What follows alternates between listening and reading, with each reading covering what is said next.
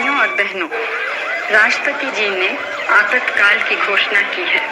इससे आतंकित होने का कोई कारण नहीं है।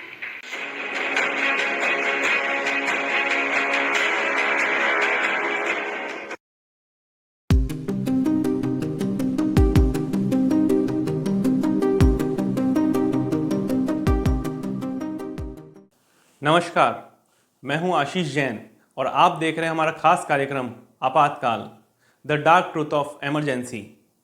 आज हम आपको बताएंगे कि आपातकाल क्या होता है, आखिर आपातकाल क्यों लगाया जाता है, इंदिरा गांधी को किस व्यक्ति ने सलाह दी थी आपातकाल लगाने की और कैसे एक झटके में भारतीय नागरिकों के मूल अधिकार छीन लिए गए। 25 जून 1975 का वह दिन जब सभी भारतवासी सुबह अपनी नींद से जागे, तब सुबह 8 बजे रेडियो पर खबर सुनकर उन सभी के होश उड़ गए। जी हां, इस दिन घोषणा हुई थी आपातकाल की, यानी नेशनल इमरजेंसी। इंदिरा गांधी की गिनती शुरू से ही बड़े राजनेता के रूप में की गई है, पर किसी ने यह नहीं सोचा था कि एक महिला प्रधानमंत्री सत्ता के लिए आपातकाल जैसा बड़ा निर्णय ले लेगी। आज भी भारत में इस दिन को एक काले दिन के रूप में याद किया जाता है। इंदिरा गांधी द्वारा 25 जून 1975 को लगाया गया आपातकाल लगभग 1.5 साल तक चला। अब हम जानेंगे कि आखिर आपातकाल कब और कैसे लगाया जा सकता है।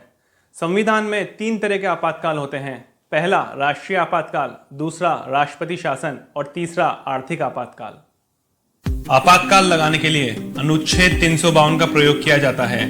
इसके अंतर्गत जब देश में युद्ध जैसे हालात हों, मतलब जब देश में बाह्य, आंतरिक और आर्थिक रूप से किसी खतरे की आशंका हो, दूसरा देश की शांति भंग होने पर आपातकाल लगाया जा सकता है। आपातकाल राष्ट्रपति के द्वारा ही लगाया जाता है और राष्ट्रपति के द्वारा ही हटाया जाता है। जब राष्ट्रपति को लगे देश को खतरा है, देश की अखंडता, एकता, सुरक्षा सुरक्षित नहीं है, तब राष्ट्रपति देश में आपातकाल लगा सकता है और आपातकाल लगते ही सत्ता की कमान सीधे प्रधानमंत्री के पास चली जाती है। परंतु जब इंदिरा गांधी ने आपातकाल की घोषणा की, तब इनमें से कोई भी कारण नहीं था। तो आखिर ऐसी क्या वजह थी जिसके कारण इंदिरा गांधी ने आपातकाल लागू किया? आपातकाल जो सन 1975 में लगाया गया था, पर इसकी शुरुआत कई सालों पहले ही हो गई थी। 1971 में इंदिरा गांधी रायबरेली सीट से कांग्रेस की तरफ से प्रत्याशी थी, जहां उनके अपोजिशन में खड़े थे राजनारायण, जो कि संयुक्त सोशलिस्ट पार्टी के नेता थे। उन्होंने अपने प्रतिद्वंदी राजनारायण सिंह को 1,11,000 से भी अधिक वोटों से हराया, पर इस जीत के साथ उनकी मुश्किलें और गहराती गई। जैसे ही 1971 में जीत के नतीजे सामने आए, इस नतीजे ने इंदिरा गांधी को कटघरे में लाकर खड़ा कर दिया। वहीं दूसरी ओर पूरे देश में विरोध प्रदर्शन ने भी इंदिरा गांधी की मुश्किलें बढ़ा दी। राजनारायण ने चुनावी नतीजों को गलत ठहराते हुए इलाहाबाद के उच्च न्यायालय में एक याचिका दाखिल की, जिसमें उन्होंने श्रीमती इंदिरा गांधी पर 6 बड़े आरोप लगाए।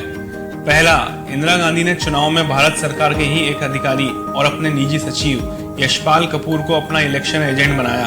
तब तक यशपाल कपूर ने राष्ट्रपति को अपना इस्तीफा नहीं सौंपा था।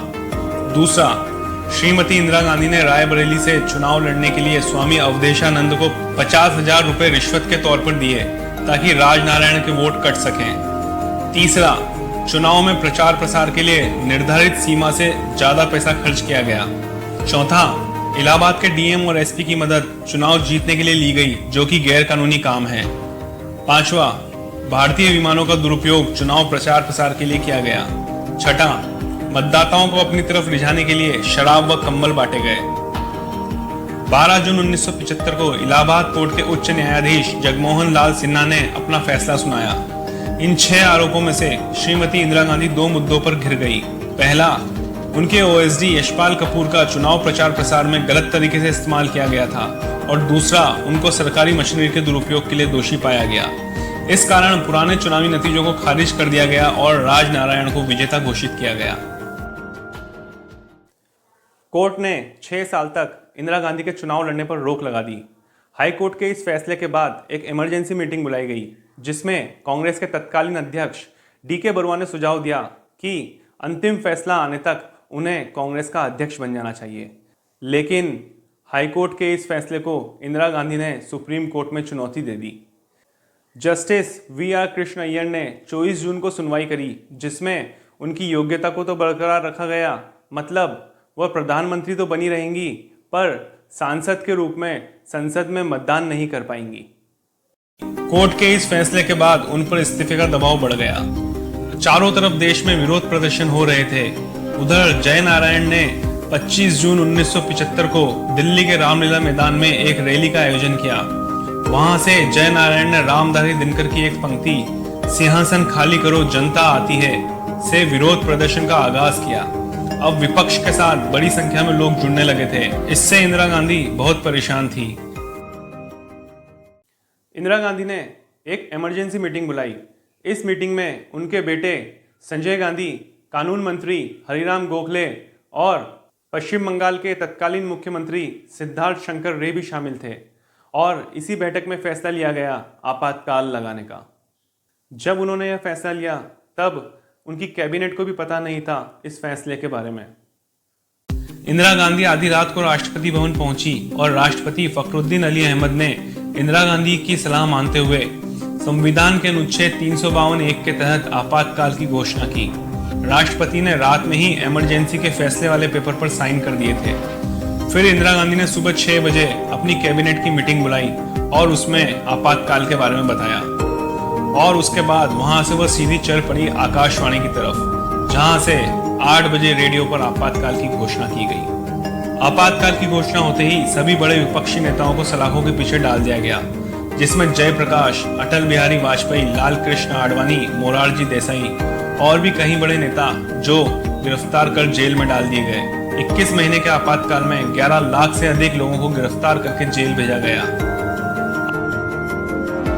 आपातकाल में सरकार ने इतनी मनमानी दिखाई कि मीडिया के बोलने पर भी पाबंदी लगा दी गई, प्रेस को बंद करवा दिया गया, पत्रकारों को गिरफ्तार कर लिया गया, खबरों को सैंक्शन होने के बाद ही छाप सकते थे। आम जनता के मौलिक अधिकार लगभग शून्य हो गए थे। 25 जून 1975 को देश में लगा आपातकाल लगभग 1.5 साल तक चला। आपातकाल के दौरान 22 जुलाई 1975 को कांग्रेस ने संविधान में संशोधन करके कोर्ट से आपातकाल की समीक्षा का अधिकार भी छीन लिया। 2 महीने के बाद संविधान में एक और संशोधन किया गया, जिसमें कोर्ट प्रधानमंत्री के पद पर नियुक्त व्यक्ति के चुनाव की जांच भी नहीं कर सकता था। 21 मार्च 1977 को आपातकाल खत्म हुआ और इस देश के आम चुनाव में जनता ने कांग्रेस को हार का मुंह दिखाया। 23 मार्च 1977 मोरारजी देसाई देश के प्रधानमंत्री बने। आजादी के बाद यह पहली बार था जब कोई गैर कांग्रेसी सरकार सत्ता में आई। उसने संशोधन करके पुराने दोनों संविधान के संशोधनों को रद्द कर दिया। संविधान की आत्मा यानी प्रस्तावना में समाजवादी, धर्मनिरपेक्ष, अखंडता और एकता जैसे शब्दों को जोड़ा गया। आज के इस आपातकाल के एपिसोड में इतना ही। अगले एपिसोड में हम जानेंगे कि क्या भारत भी श्रीलंका की तरह बर्बाद हो सकता है? यदि हाँ, तो इसके पीछे क्या कारण रहेंगे? यदि आपको यह कार्यक्रम अच्छा लगा हो और जानकारी पसंद आई हो तो आज ही चैनल को सब्सक्राइब करें और हाँ, नोटिफिकेशन का बटन ऑन करना ना भूलिएगा। Thank you.